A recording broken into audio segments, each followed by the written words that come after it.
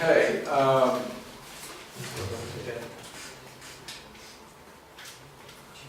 Turn to the book of Ruth. Давайте откроем книгу Рут.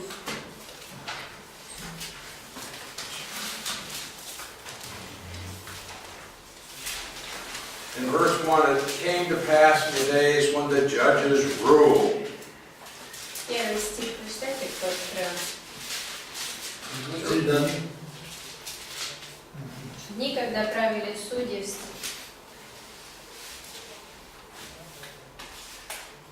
There was a famine in the land. в стране случился голод. So this book takes place during the time of the judges. Итак, события книги происходят во время судей, And it's named after a woman. названа книга именем женщины, Makes it unique. что уникально. The other book named after a woman is Esther. Еще одна книга, названа именем женщины, это Now there are 4 women who are listed in the genealogy of Jesus. 4 женщины, упомянуты в родословии Иисуса. You know who they are? Знаете, кто это? Okay. Okay.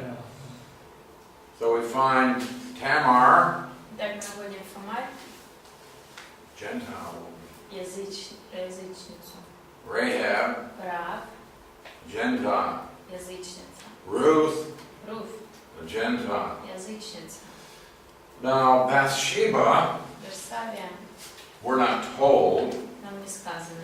but she was married to a Hittite. Но в браке она была с хитиянином. So it would not be unreasonable to conclude that she is a Hittite. Поэтому логично было бы заключить, что и она была тоже хитянка. So if Bathsheba is a Gentile, then all 4 women in the genealogy of Jesus were Gentiles. Если это действительно так, то тогда все 4 женщины в родословии Иисуса являются язычниками.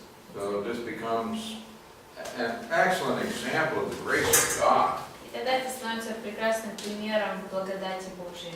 Gender is no obstacle where relationship to God is concerned. Твой пол не является преградой Богу. God looks at the heart, He looks for Смотрит на faith. сердце, на веру. So we have this Gentile woman. Итак, вот эта язычница. Ruth is going to marry a Jew И in the Рут land of Israel. вступает с евреем в брак в Израиле. This is just the opposite of Esther, who was a Jew who marries a Gentile out of the land of Israel. Здесь как раз наоборот, не так, как в Исфире, которая наоборот за пределами земли вступает в брак с язычником. Well, Ruth, it's a lovely love story, Это прекрасная история любви. but it's also much more than that. It's a lesson on how the grace of God goes beyond the barriers of life. Но еще более показано здесь то, насколько God's love, Божья How His grace goes beyond the barriers. как благодать превосходит барьеры жизненные. Ruth is from Moab. Руф из Моаба.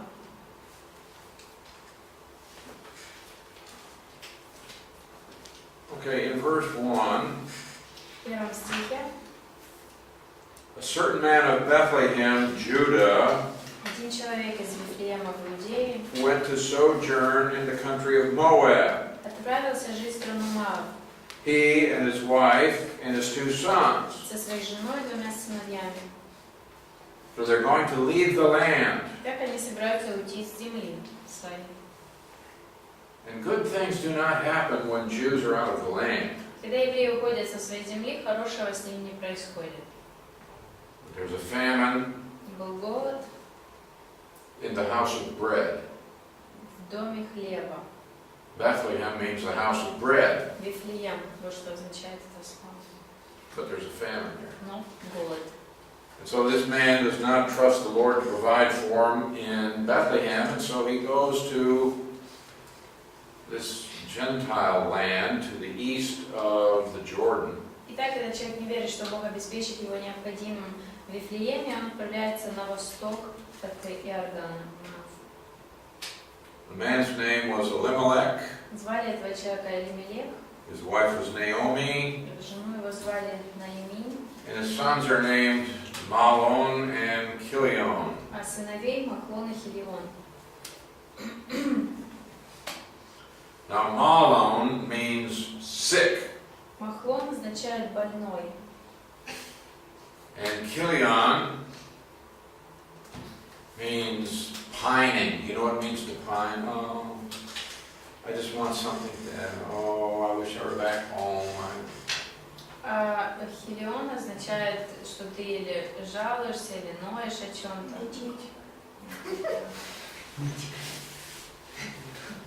How would you like those for sons? Как бы вам такие сыновья? Зачем так называть? Там же Бог повинен. So Elimelech, Naomi's husband, died. И муж Элимелех Наиминь умирает. Now Naomi means pleasant. Наиминь означает приятное. Well, her husband died. Муж ее умер, She was left with two sons. осталось двое сыновей. Well, they both married Moabite women. И оба женились на моавитянках. One was named Orpah. Одну звали Орфа, Her name means stubborn. ее имя означает упрямая. Okay, I'm probably not going to be attracted to her woman, that woman. Наверное, если бы я встретила такую женщину, меня бы она не привлекла. The other is named Ruth, А другую звали Руф. which means a companion. Это имя означает, как это очень Товарищ. ну не товарищ. Напарник. Да, напарник. Yeah, that'll work.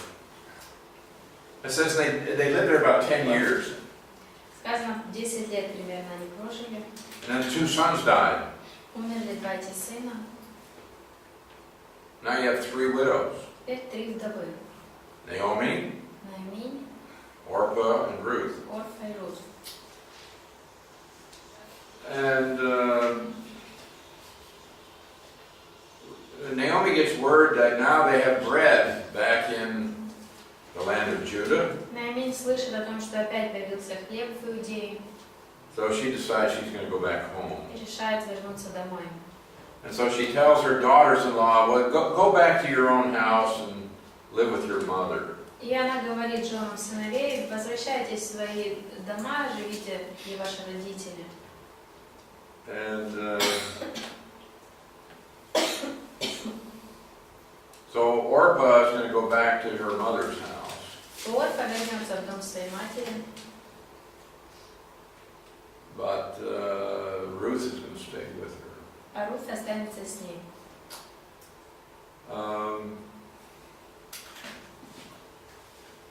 But in verse 16, В 16 стихе. read verses 16 and 17. Okay, Natasha. Прочитайте 16-17. А Рут відказала, з 16? Угу. А Рут відказала: не силуй мене, щоб я покинула тебе, щоб я вернулася від тебе. Бо куди підеш ти, туди піду й я, а де житимеш ти, там житиму й я. Народ твій буде мій народ, а Бог твій мій Бог. Де помреш ти, там помру і я, і там буду похована. Нехай Господь зробить мені так, і нехай додасть, і тільки смерть розлучить мене з тобою. Isn't that a wonderful? Прекрасные слова, да? In my country, many women have memorized this and recited it at their wedding. В моей стране многие женщины заучивают наизусть эти слова, и потом на свадьбе о них говорят.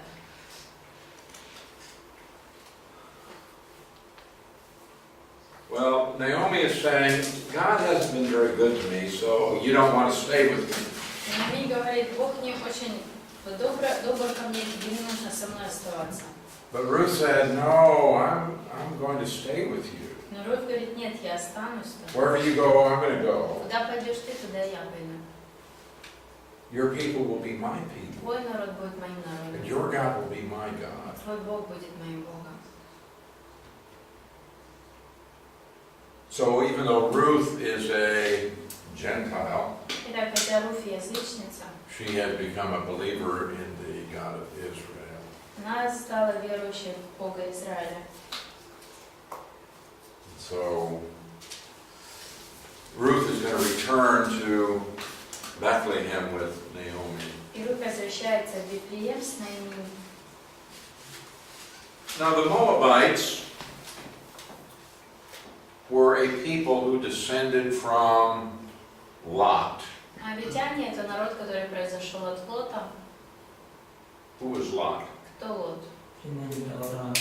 Abraham's nephew. Abraham's nephew, and you recall he had gone to live in Sodom. Помните, что он отправился жить в Содоме?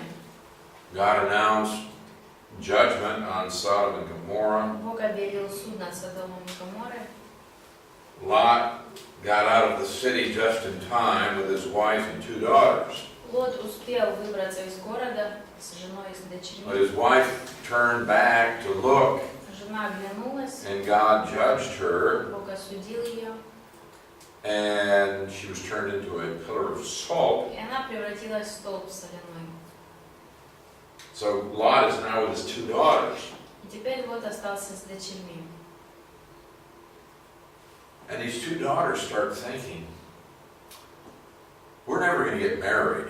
Дочери эти начинают думать, мы никогда замуж не выйдем. You know, all the men in Sodom, they were homosexuals, Все мужчины в Содоме были гомосексуалисты. and now we're here, we're never going to get married.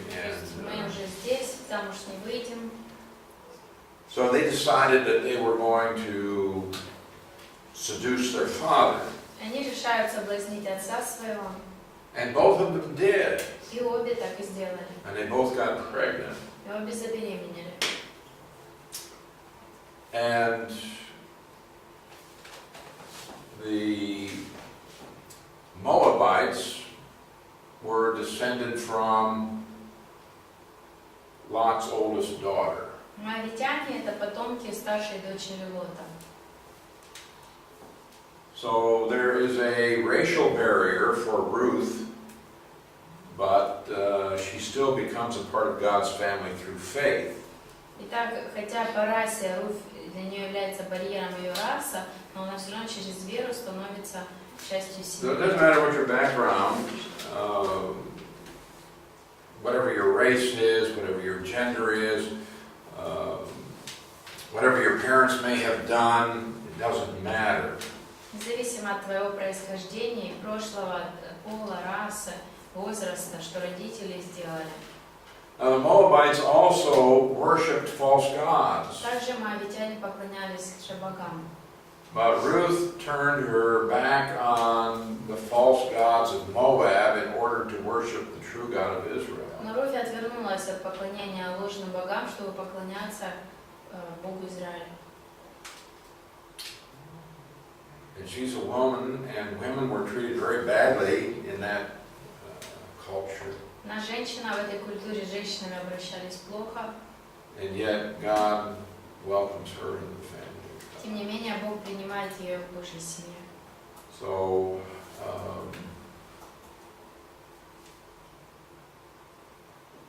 this is a book, we don't know who wrote it. Мы не знаем, кто написал эту книгу. Some say Samuel wrote it, but Некоторые говорят, что Самуил, probably not. скорее всего, нет.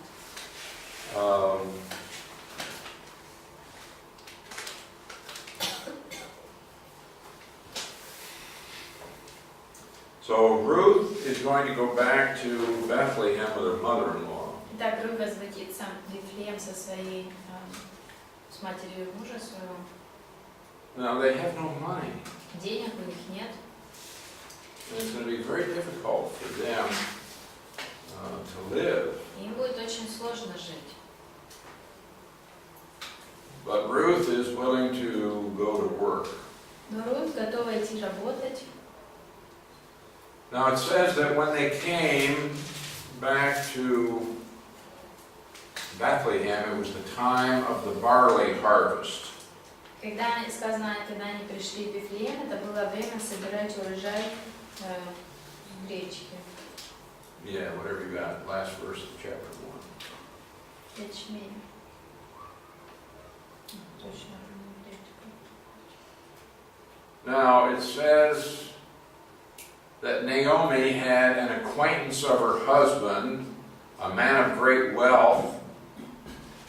His name was Boaz. И дальше у Наиминь был родственник со стороны мужа того же клана, богатый и влиятельный человек по имени Боаз. Now, under Mosaic law, the men were to take care of their families. По Моисееву закону мужчина должен был заботиться о своей семье.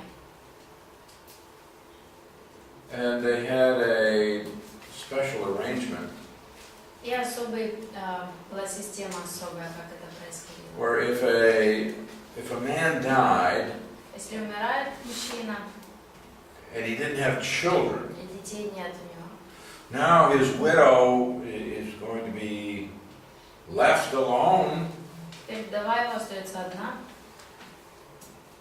without a way of providing for her own needs. и сама в своих нуждах она позаботиться не может. And so, according to the law, the next closest relative to the man who died had a responsibility to take care of that widow. Итак, по закону ближайший родственник, на нем лежит обязанность позаботиться об этой вдове. And even to marry her. И даже жениться на Now, ней. this sounded very foreign to our thinking. Для нашего мышления это является чем-то чуждым.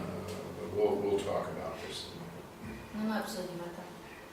But they go back there, and Naomi remembers that she has this, her husband had this relative named Boaz. Они идут туда, и Наиминь вспоминает о родственнике по имени Боаз. And Ruth said to her mother-in-law, let me go out to his field and glean heads of grain, so we'll have some food. И Рут говорит, давай позволь мне пойти на его поле, собрать оставшееся зерно, чтобы у нас была пища. Now what does this word glean mean? In verse 2. Let me go to the field and glean. To gather the seeds that are leftovers. Kind of. Yeah. Yeah, according to the law, when they had a harvest of grain, По закону, когда у них было время собирать урожай, you had a field. есть поле, And when they would cut the grain, they were not to cut the corners. и когда они срезали колосья, они не должны были с углов срезать.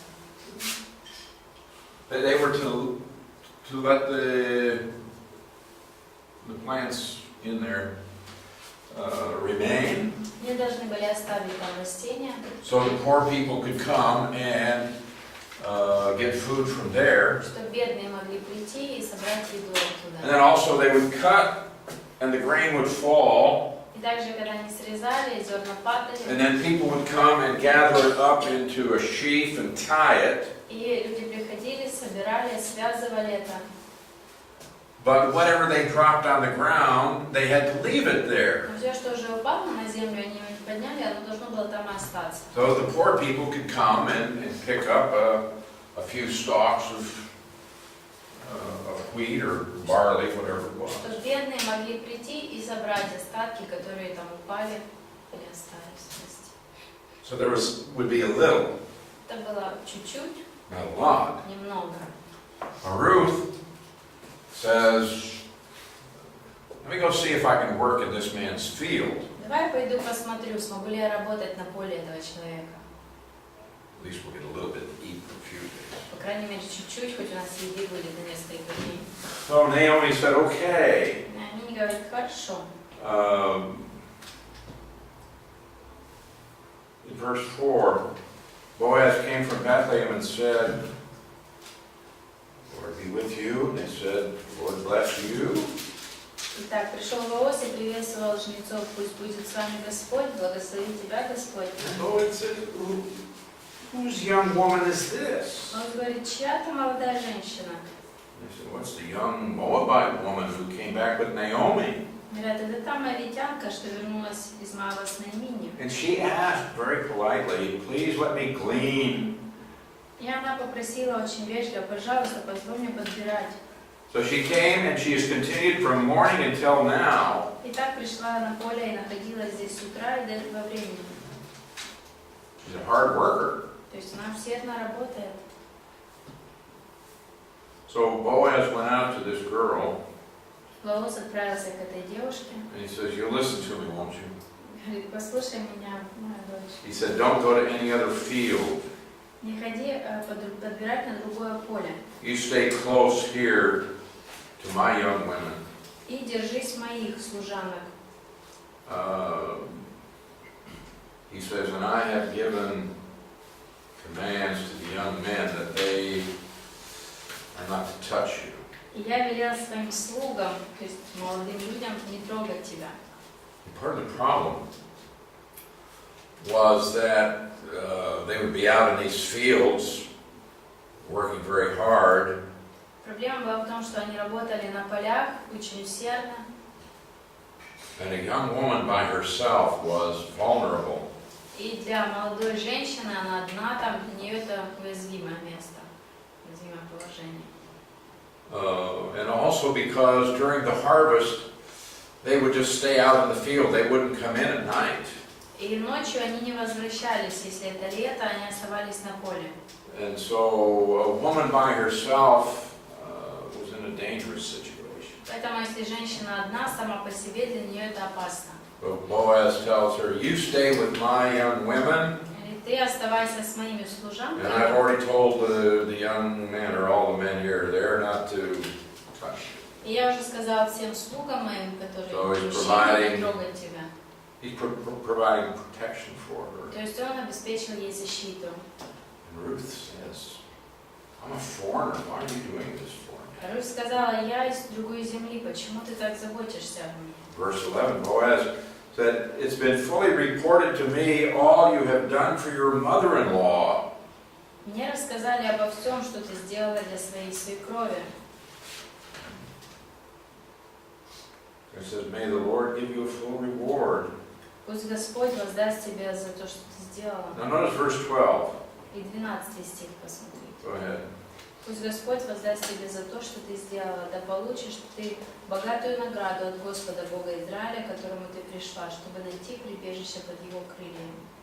What would you understand by that verse? Что бы вы поняли, услышав этот стих?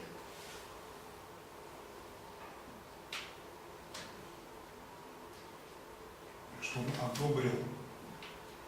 одобрил ее поведение не только как угодное для свекрови, но прежде всего выбор ее религии, скажем.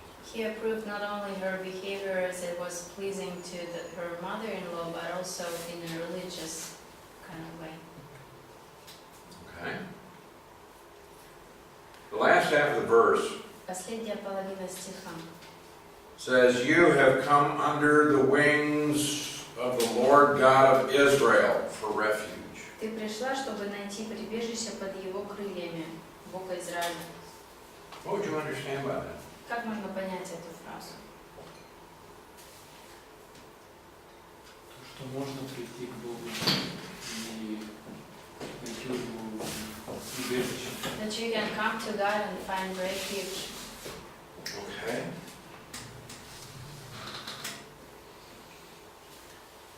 This is saying that Ruth, this foreigner, this Gentile, who grew up in a pagan culture has now come to the God of Israel.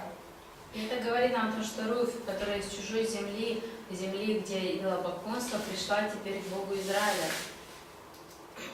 So her faith now is not in anything from her background, but it's in the God of Israel. То есть верит она теперь не во что-то из ее прошлого, но в Бога Израиля. Okay, so Boaz fed her. Итак, Боаз накормил ее.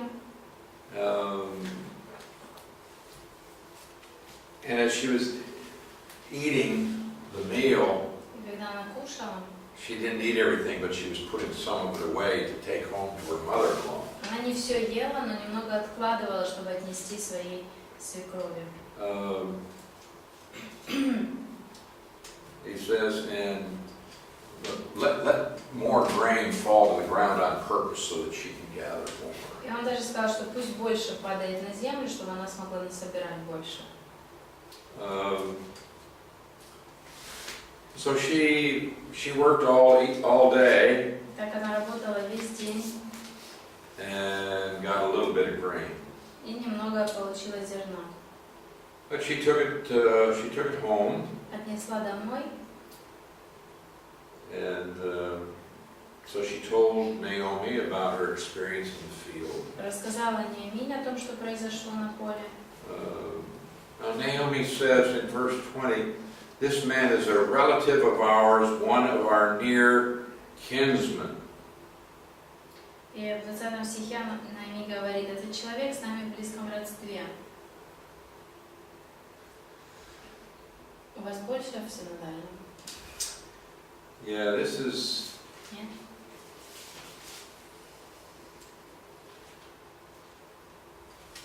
This is a significant phrase. Там, где на близком родстве, там у нас у них вот эта фраза «родственник-искупитель». Он из наших родственников. We have a near kinsman has the responsibility and the privilege of redeeming. На близком родственнике лежит и привилегия, и обязанность искупления. Look back at Leviticus 25:25. Откройте Левит 25:25.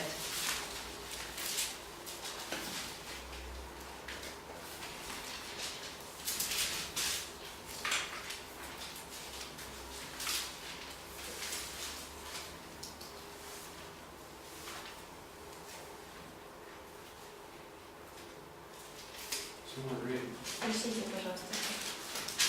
Если твой соплеменник обеднеет и продаст часть владения, то его ближайший родственник придет и выкупит то, что он продал. God was careful to see that land stayed within a tribe and a family. Бог с осторожностью отследил то, чтобы земля оставалась в рамках одной семьи, одного колена. Well, sometimes a person had a piece of property, but they had to sell it for financial reasons. Иногда у человека есть земля, но по финансовым причинам ему нужно ее продать. And so this says that his nearest relative should come and buy back that property. И здесь сказано, что ближайший родственник должен прийти и выкупить эту землю. In this way, that property would stay in the family. Таким образом, земля остается в семье. Sometimes a person became so poor they would sell himself into slavery. Иногда человек настолько обеднел, что он продавал самого себя в рабство. He has no money, Денег нет, doesn't have a job, работы нет. and so he would sell himself to a person to become a servant. И так он продавал себя в слуги. In Leviticus 25, 47, 48, Левит 25, 47, this is 48. saying again that the nearest relative has the right to come and redeem him. Опять сказано, что у ближайшего родственника есть право прийти и выкупить его. All right, so if you sell a piece of property, Итак, если ты продаешь участок, and I'm your close relative, я твой ближайший родственник, I have the right to come and buy that piece of property from whomever you sold it to. у меня есть право прийти и выкупить эту землю, кому бы ты ее не продал. And they can't refuse. И мне не могут отказать. I have that right to redeem that property. Есть это право искупить эту собственность.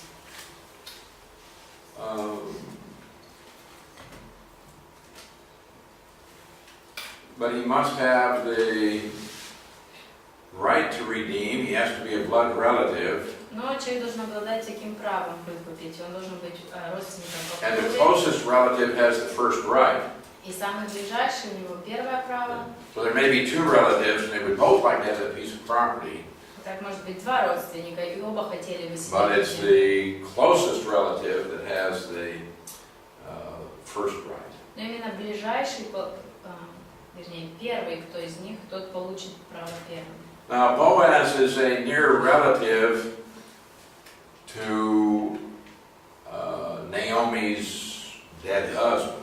Итак, Вооз является близким родственником мужу Наоми, But he's not the nearest. но не самым So he's близким. going to have to make an agreement with the nearest. Итак, ему придется договориться с тем, кто ближе. And the person also has to want to redeem.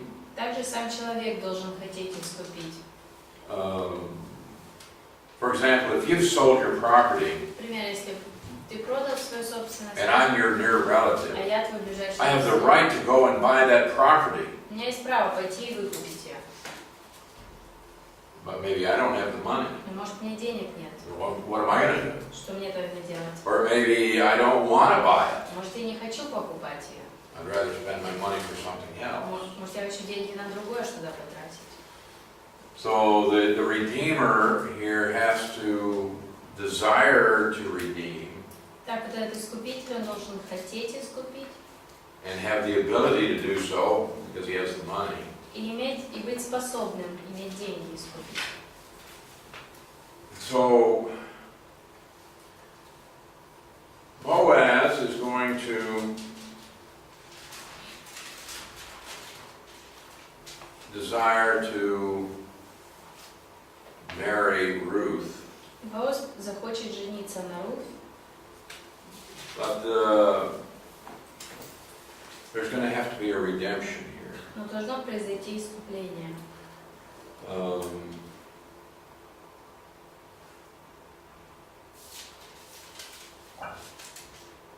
In chapter 3, В 3 главе, in verse 12, Boaz says, "It's true, I'm your near kinsman, but there is a kinsman nearer than I." Вооз говорит, хотя я близкий родственник, есть родственники еще ближе меня. He said, I need to go talk to him. Мне нужно с ним поговорить. And if he doesn't want to redeem you, then I'll do it for you. Если он не захочет искупить, то я искуплю вас. And so what happens is that Boaz marries Ruth. И что происходит? Вооз женится на Руфь.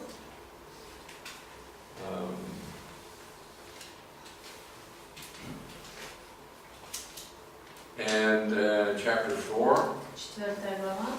Boaz took Ruth, she became his wife, Вооз взял Руфь, она стала женой okay, and she bore a son. и родила сына.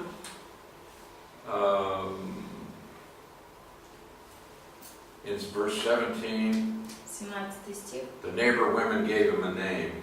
Женщины, которые жили там, наговорили. They called his name Obed. Назвали его Авид. He is the father of Jesse, the father of David. Он стал отцом Моисея, отца Давида. Okay, and so what we see is that Ruth becomes the great grandmother of David. Так мы видим, что Руфь становится прапрабабушкой Давида. What do we learn from this story? Чему мы можем научиться из этой истории? God is faithful. Бог верен, God will provide. Бог обеспечит необходимым. And one's racial or sexual background is not a barrier to the plan of God. И ни раса, ни пол не является преградой к тому, чтобы прийти к Богу. And also, what we see is that in the midst of great apostasy, there are still people who are godly. И также мы видим, что посреди большого отступничества остаются благочестивые люди. Okay, do we have any questions? Вопрос есть? I know we're going very quickly, Я знаю, что мы очень быстро пробегаем. but I want you to read these for yourself. Хочу, чтобы вы сами прочли книги самостоятельно. And tomorrow we'll start on the books of the Kings. Завтра мы начнем царство. Такой вопрос есть. А может причиной, что Валус так отнесся к Руфи, потому что сам был рожден от язычницы, потому что в родословии сказано, что он рожден от Харав, а она была тоже язычница. Is it right to assume that he was so open, it treated her so well, because we know from his genealogy that Rahab is in his genealogy, so maybe that's why he treated her so well, because she was Gentile and Ruth was a Gentile. Не знаю.